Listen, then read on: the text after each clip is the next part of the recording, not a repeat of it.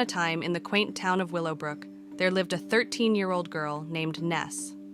Ness was a bright and curious girl, but when it came to making decisions, she often found herself lingering in the shadows of her friends, unsure of her own voice. Ness had always admired her classmates who seemed so confident and sure of themselves. They were the ones who decided what games to play, what projects to do for the school science fair, and even what topics to discuss for group assignments. Watching them, Ness often thought that perhaps it was safer to follow along than to step forward and expose her own ideas to potential scrutiny or ridicule. As the school year progressed, Mrs. Arbor, Ness's favorite teacher, announced that the annual school play was approaching, and she would be directing it. The play was a significant event at Willowbrook Middle School, and this year it was going to be The Quest of Queen Quinella. Mrs. Arbor explained that the play wasn't just a chance to act, it was a chance to lead, to organize, and to bring a community together. For the first time, Ness felt a spark of excitement mixed with a pang of longing. She wanted to be involved, but not just as a costume designer or a stagehand as she had been in previous years. Deep down, Ness felt a tug to do something more significant, to lead a part of the play herself.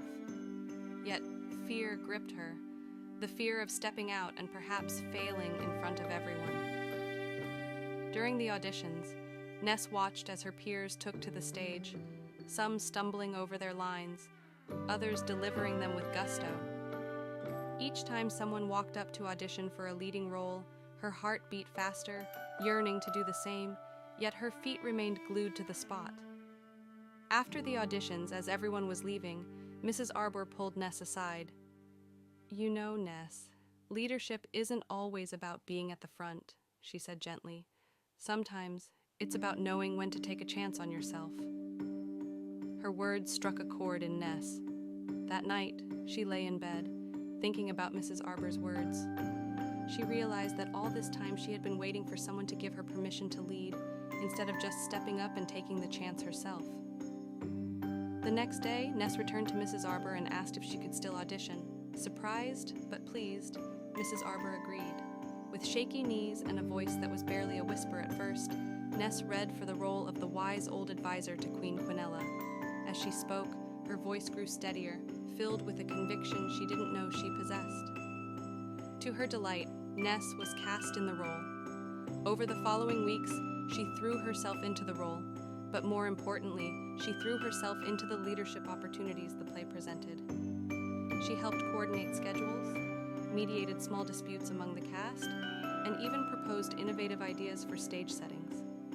As opening night approached, Ness felt a transformation within herself.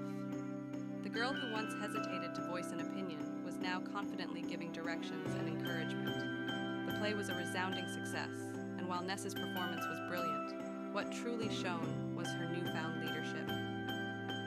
Through the journey of the play, Ness discovered that leadership wasn't about always knowing the right answer or making all the decisions. It was about taking the initiative to act, learning from the outcomes, and having the courage to stand up even when you might stand alone. From that point on, Ness approached life differently. Whether in class, among friends, or in new activities, she no longer waited on the sidelines. Ness had learned that every leader starts off learning from others, but what matters most is when and how you choose to take that first step forward. And for Ness, that step onto the stage was just the beginning of many bold strides to come. Learning from others is an invaluable part of personal and intellectual growth. By observing and absorbing the ideas, experiences, and knowledge of those around us, we enrich our understanding of the world. This process Hey of there, learning amazing. provides us with a diverse I want to share toolkit of something thoughts special with and you today perspectives about being a that can be leader crucial and when not we just a face new follower. challenges and Every need to single solve one of you problems. has unique ideas, Everyone, dreams, and from great talents thinkers that are to worth everyday sharing with the world. individuals, Being builds a on the leader means foundation having the laid courage by to stand up and predecessors show what over makes years. you, you. Indeed, Sometimes this is a it might natural feel and easier to beneficial part of follow what human others are interaction doing, and to development. blend in and go with the flow. But remember, the world needs people like you who are willing to take a stand and lead the way. When you share your thoughts, take initiative, and believe in yourself, you inspire others to do the same. Leadership isn't about being the loudest or the most popular.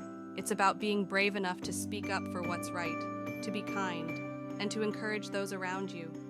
It's about being true to yourself and not being afraid to be different. Your uniqueness is your strength, and it's what makes you shine. Think about your heroes, whether they are characters from your favorite books, athletes, or people in your community. They all have one thing in common. They weren't afraid to stand out and follow their own path.